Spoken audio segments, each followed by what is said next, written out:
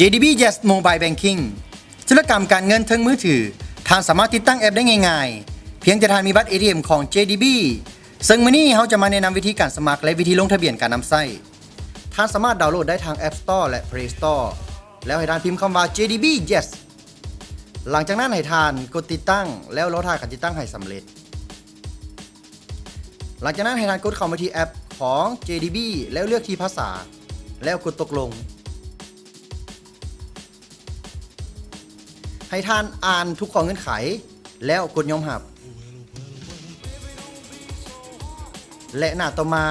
จะให้ท่านได้เพิ่มข้อมูลเพื่อการลงทะเบียนและการนำไส้ซองที่1ให้ท่านเพิ่มหมายเลขบัญชีของท่านให้ละเอียดซองที่2ให้ท่านเพิ่มหมายเลขบัตร ATM ของท่าน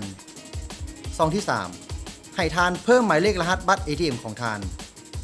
และพิมพ์หมายเลขโทรศัพท์ของท่านที่ขึ้นต้นด้วย20หรือ30แล้วกดตกลง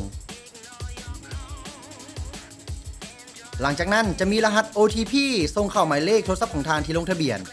ที่ขึ้นต้นด้วย6ตัวเลขแล้วเอา6ตัวเลขเพิ่มใส่ซองว่างแล้วหลังจากนั้นให้กดตกลง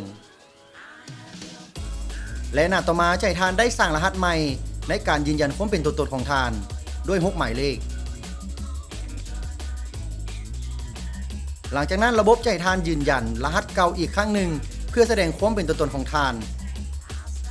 และเพียงเท่านี้การนำไส้ JDB Yes ก็ง่ายเพียงแต่น้อยเดียว